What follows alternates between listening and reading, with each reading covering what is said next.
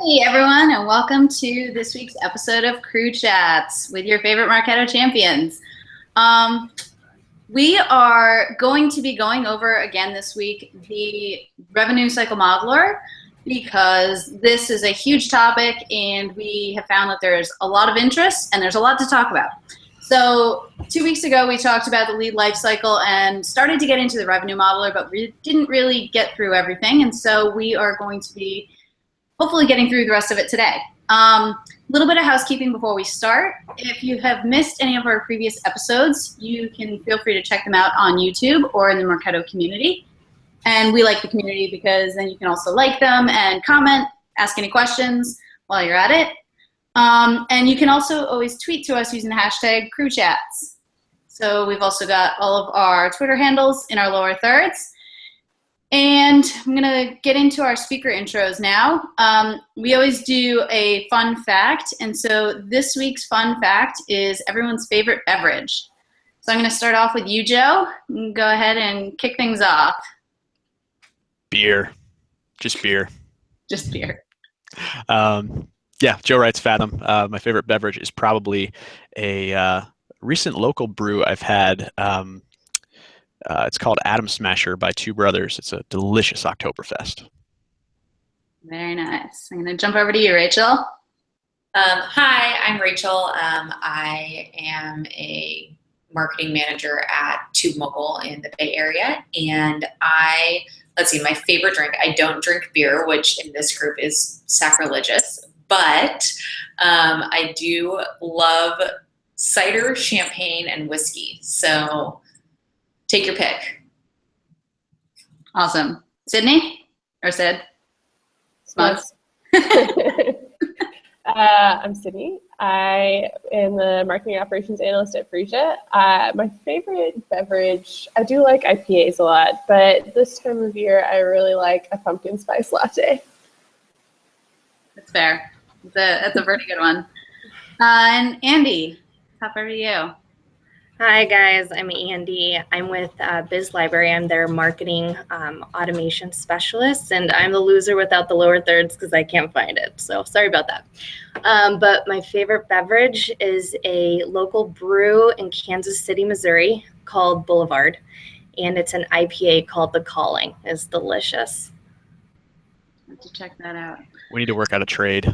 Mm-hmm. Yeah, no, we should definitely between all of us. We can For sure, it's a great idea. Going on. We should do a crew chat from your husband's basement. That sounds so creepy if you don't know that Dory's husband likes beer. It's fine. Okay, so we have a whole beer and wine cellar in my house. So I'm Dory Viscagliosi, and I'm Senior Marketing Operations Manager at Datto. And my favorite beverage, I really like beer, I really like wine, I really like just about everything, but I really like me a really good old-fashioned. So it's, if we hadn't touched on that one yet, I figured I'd go with the old-fashions. Okay, so let's dive in. And I'm going to start, again, with this one because we just like to say it, but MQL, SQL, OMG. So it's a fun one. You can't not say it. Okay, so getting back to Marketo's revenue cycle modeler. I don't, there's a lot to say, but what are some of the first steps that you guys are going to go about in setting up, getting the revenue cycle modeler in place, and, really just what are your first steps?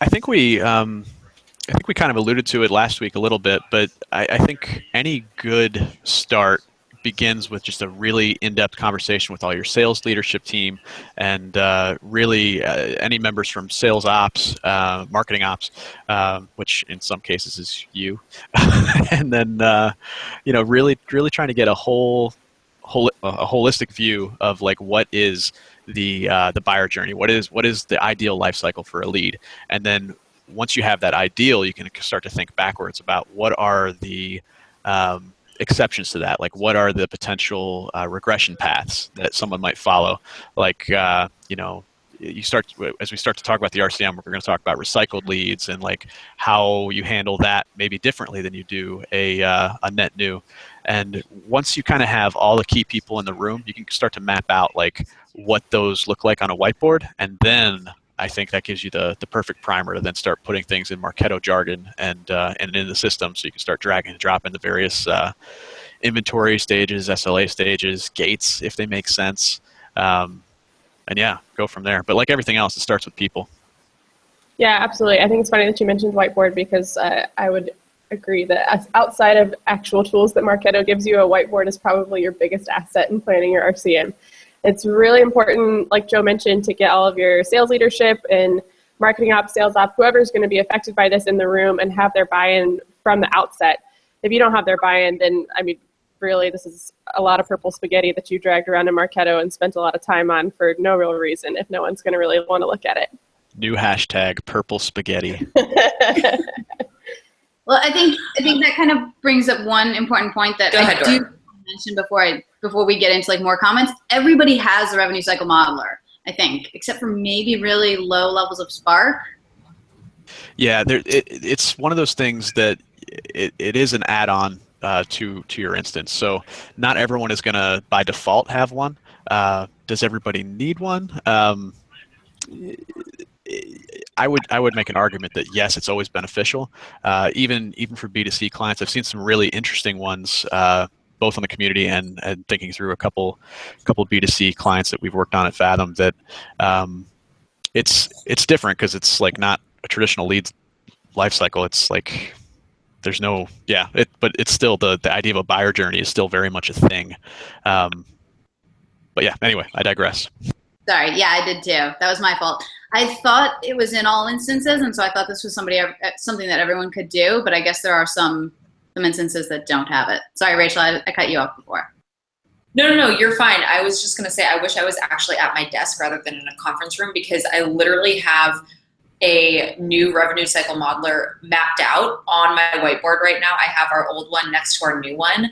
And this afternoon, I'm taking my team through it to make sure that we kind of like run through it, poke all holes in it and everything like that, make sure we know the flow of everything. Like Joe said, you generally, I mean, it's a very simple revenue model that only goes, MCL, MQL, SAL, SQL, customer. Generally, that's not necessarily the path that people follow. So you also have, you have recycle, you might have will never buy, you might have lost prospect op, which is treated different than somebody who has never, spent money with you.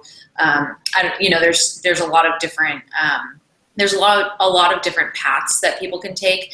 So this afternoon, I'm actually taking my team through it and asking questions that I've come up as I'm redoing our model. So I think that the biggest recommendation I could give is, for one thing, you don't really know what works for your team until you try it. You will most likely set it up and get to a point where it's not working the way that you wanted it to, or you need to tweak something here or there or whatever, and just make sure that you run everything by your team first and make sure that it works for everybody across the board.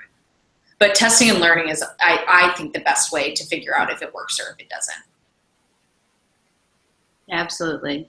It looks like Joe has pulled up a screen here. Wow, that's fun. Just to level set, I wanted to show, this is not like by any stretch a like super complicated model. This is probably as basic as it can get. But we shared this last week as kind of like the proverbial one. So just to kind of level set, I want to put it up on screen for a few seconds and just talk through they start anonymous, they end up one. There's a bunch of stuff that can happen. They can regress. They can be recycled. But yeah, so this is essentially what we're talking about, is the lead lifecycle model. So that was it. I don't know how to stop presenting. It says you're no longer presenting. I think you're good. We'll let Joe figure that out.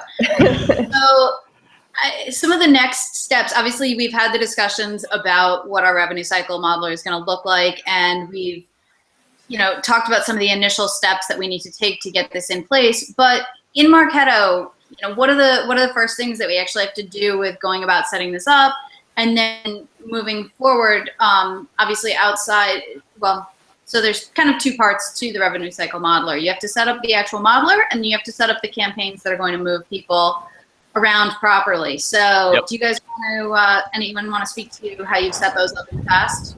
Yeah, Yeah, so actually, I'm in the middle of doing this right now. Sorry, Joe, I didn't. No, you're good. You're good. I'll go, then you go. Okay.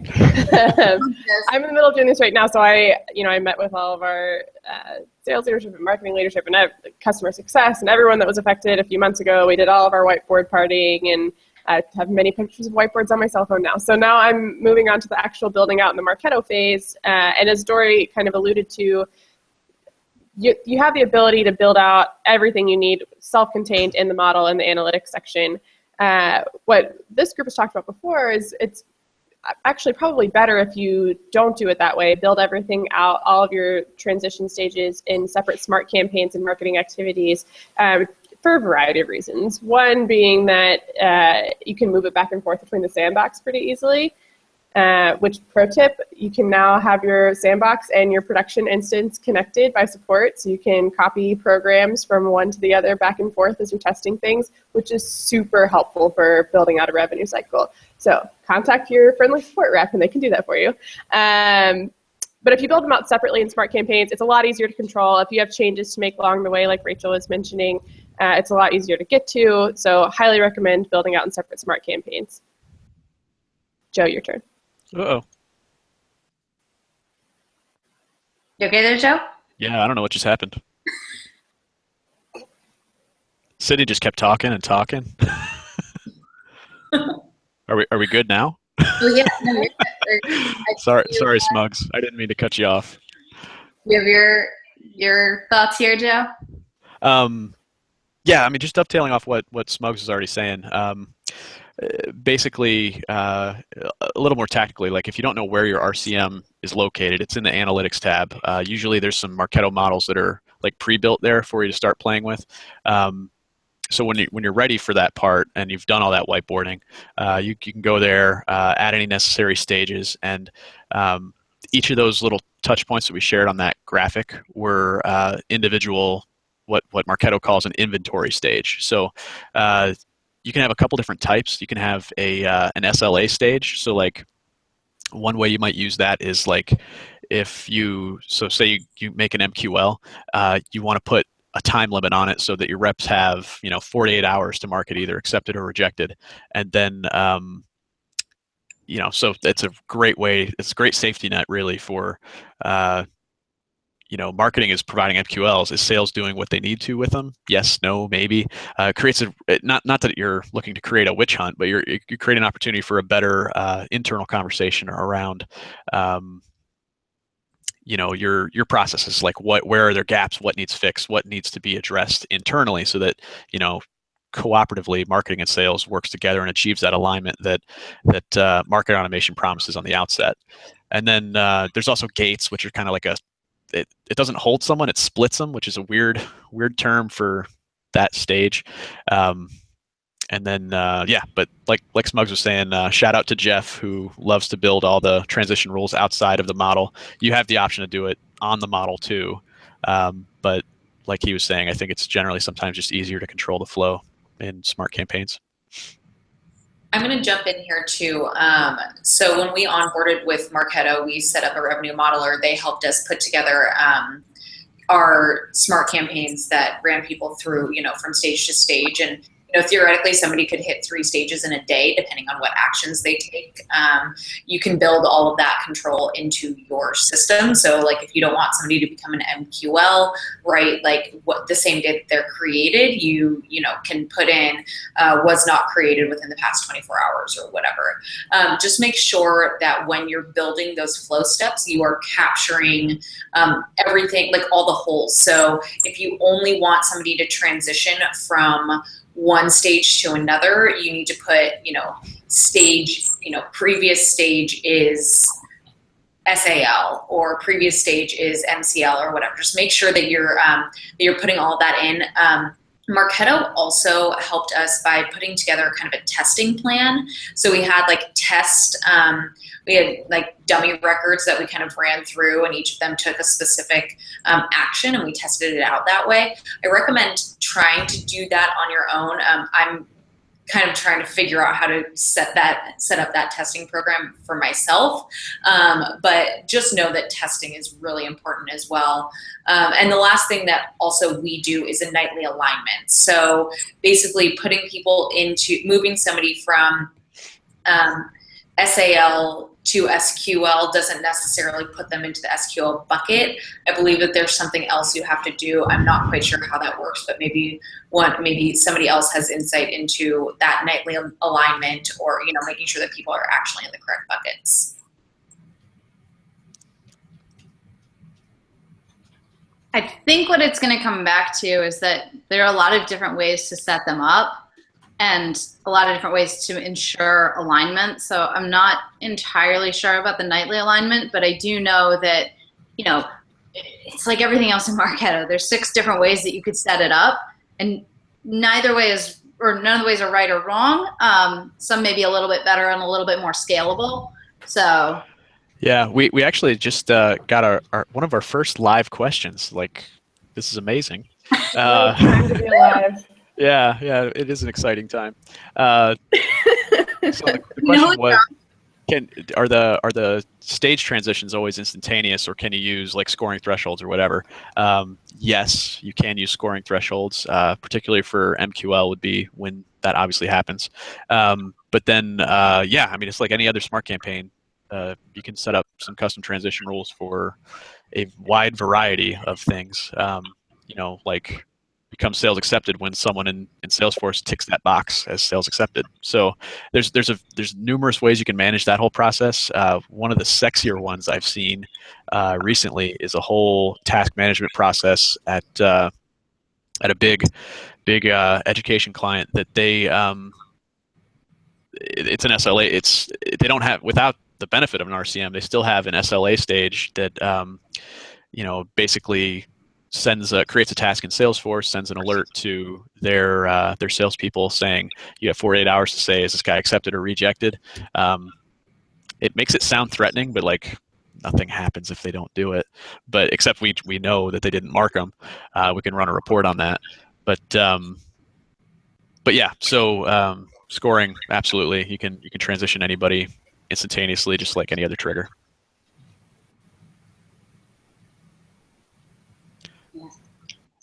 great. So once we've set up our RCM and we've got all of our stages, we've talked to all of our teams, we think we've got everything all set up. After testing, what do we do with all the data? You never report on it. You should absolutely, under any circumstance, never do reporting. Reporting in Marketo. No, that's so dumb. So overrated. So what are some of the standard reports that you guys find to be most useful? Any custom reports that you typically tend to build out? And then I guess after we go through some of the standard stuff, then let's dive into the extra RCE stuff. Yeah. So leaving the RCE stuff off the table, one of my favorite default ones is just the leads by revenue stage. It gives you a really good bird's eye view of like all the cool stuff you care about, like how many leads are in each stage, and then how long on average does it take them to go to the next stage, and how many leads in a given time period have moved from stage to stage. And with that, you kind of paint the picture of velocity through the funnel, and all the sexy measures really happen based off of that. So as like a roll up, it's a really good first spot to look. But then it gets kind of nutso when you get over to the RCE side and can dig in even further. Joe, is that the success path analyzer that you're talking about? No, although that one's useful too. I'm talking about I think it's actually just called leads by revenue stage, and it's the one that has like the there's a box and then an arrow, and it's got the time and stuff. So if you've got your that's not the success path analyzer? That's success path analyzer, but there is lead by revenue stage, which I guess I've never looked at. Sandbox. Yeah. Which is so helpful. Fun fact. You too can pass the Marketo certified exam and not know all the lingo. Well, look, to be fair, the lingo, lingo is lingo, right? It's semantics, and some of the stuff is so similar. That's so true. Hang on, I'm opening the Fathom sandbox real quick just to get a just so we don't lead anyone astray, mainly myself.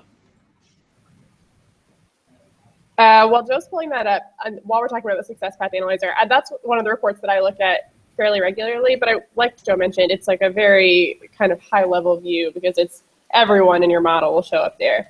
And I don't know about you guys, but the companies I've worked at, a high-level view is helpful sometimes, but really what we want to know is broken out by industry or geography or whatever you break out by. So I have kind of rebuilt the Success Path Analyzer in RCE, but broken out by the different industries that we sell into using a field organizer. So that's also an option. And yes, I can confirm I totally had the wrong name. So yes, leads, Success Path Analyzer. Leads by revenue stage is still useful because it gives you a quick roll-up of, still the same thing of like how many leads are in each stage, and you can drill down further into each one from there, just like you would on a lead, or was it lead performance report? Yeah. So, but yeah, I mean, those are two of the most useful default ones, I think. Yeah. Do we want to dive into some of the fun stuff that you guys have done with RCE and RCA, RCE? Has there been any consensus on what the final name of that is? I think someone's just really in love with the whole Star Trek thing and wants to make Explore work. Because that whole Star Trek icon, I don't know. They just need to stop making fetch happen. It's not happening. I didn't even realize that until right now. It says Revenue Explorer, so you would think that it was RCE. I always thought that RCA was the Analytics tab and RCE was the Revenue Explorer tab, but I have no idea. I'm probably wrong. They're used interchangeably in the documentation and it's really confusing as to what the actual name of it is. Hey, Marketo, are you listening? Make it clear. So I say RCA all the time. I know my counterpart here says RCE, but now we're answering the hard questions in life. So yeah. I can share a little bit of insight into the way that we build out reports in RCE. Totally come over. Yeah. So anyway, sorry. Go ahead. I was just going to say, I have a few reports that I shared with Andy earlier this week. And basically what I do is I have a custom report, and I wonder if it would be easier if I could share my screen with you guys. But basically the way that it works is I have a column that is the previous stage, and then I have a column that is the new stage, and I have like each month how many leads went from one stage to another, or like what percentage of leads moved from one stage to another. And then that way, that really helps me figure out like what, like if I have any holes in my system. So if like a lot of MCLs are going straight from MCL to MQL, that's probably not a move that is normal. Or if like an SQL is moving back into, an MQL or moving back into an MCL, then I need to figure that out. So basically it helps give me a snapshot of like which direction people are moving. And like I said, if they're moving to a stage they shouldn't be from a stage that they're already in, then I need to go into my revenue cycle modeler and figure out like where that hole is and why that's happening. So it's not really a report that I share with like upper management or anything, but it's specifically an operational report that helps me figure out, actions that I need to take in order to fix our model. Great. Do you guys align any of your Salesforce statuses, whether it's on the account or on the contact level, possibly on the lead level, with your revenue cycle modeler stages? Say that again, Dory. Sorry. Sorry. Do you align? And this is a little bit outside of our normal crew chats realm, but I'm also a little bit curious. Do you align your Salesforce stages, account or contact or lead stage or status, with your revenue cycle explorer stages? We do. I just can't remember all of them right now. I know that we changed the lead status or contact status to MQL when they become an MQL, and I know that there are some stages in our revenue model that are triggered off of the lead status changing. So if they get recycled and the lead status indicates what reason they were recycled, that triggers them to go into recycle, obviously. Yeah, there's probably a number of different ways or thoughts on this, but how I've done it in the past is when you're building out your RCM, you could do the phases, right? And so like on the previous example we shared, that was actually a real RCM I've done in the past, and it's super basic. It's just like the most common model ever. But the Salesforce stages were like, there's a pre-marketing qualified, and that applied to, in terms of the model, was anonymous, known, and engaged. And there's marketing qualified, actively working, converted to contact. And based on some rules that are happening in Salesforce, based on some things you can do in Marketo, different things can happen as a result of being in one of those phases or one of those stages in Salesforce. So I think my memory is fuzzy on how this worked, but when we had someone that was marketing qualified, their immediate next thing was to either be sales accepted or rejected, and that automatically put them in that actively working bucket, which enabled a whole bunch of other fields on the Salesforce side to be populated. So, yeah. That makes sense. And I think, sorry, go ahead. No, I was just going to say we do something similar. We have lead status as well as lead lifecycle stage, and so we have it mapped out. So if somebody is recycled, then that is probably like engaged follow up at a later date for our sellers, because that tells them a little bit more than just recycle. Like they don't really care or know what MCL or MQL or recycle or whatever means, but like engaged follow-up at a later date shows them like, hey, this person might want to buy later. So we kind of put it into sales terms for them. Yeah. I mean, what you find in a lot of organizations is that if it's not in Salesforce, it doesn't exist. So, what does the thought leader at Datto for marketing operations management think of this subject? So I tend to think that there's a lot of value in having those aligned. Then you can provide a lot of similar reporting that you can get out of Marketo in Salesforce as well. So you can provide those on some dashboards that your teams are constantly looking at. And from a sales perspective, you're giving them insight into what marketing is saying is happening. If that makes sense. Sanity checks everywhere. Yes. So I think that it's very valuable to have that alignment. And I think that it makes it easy when you have the alignment across the board, because then your terms are similar and everything else. Sales and marketing can have a conversation without having to be like, oh, well, I'm going to say MQL, but it's really, an MA or something, So that just gets silly when you're not using similar terminology across the board. It makes it a lot easier to have a conversation. Yeah, and let's be real, they don't care about Marketo. Like, I mean, the lingo, all the things about the RCM, like, you shoot yourself in the foot if you give them an MQL that isn't really an MQL. And if you do it enough, like, they're just going to start ignoring the ones they get, and then you're back to square one. Automation's not moving the needle for anybody. Yeah. So, yeah. Yeah. I like to tell people you need to talk to sales like they're very, very, very intelligent 5-year-olds that have a very one-track mind. And if that's your guiding light, you can usually connect pretty well. Well, on that note, there's no salespeople watching this. Oh man. Okay. So on that note, so I want to be respectful of everyone's time, but I just want to say, over the past 2 episodes, we've really covered a lot as far as lead life cycle and the modeler, going through everything from the most common stages to who should be involved in the discussion and the decision making, and then actually doing the setup and then reporting in Marketo. So we've really covered a lot here, and thank you guys for all of your input. Really, I think hopefully this is going to be helpful for people, and I liked talking about it. I enjoyed it a lot. Yep. Talk to you guys in 2 weeks. Cool. Talk to you guys in 2 weeks. Adios, amigos. Bye. Bye.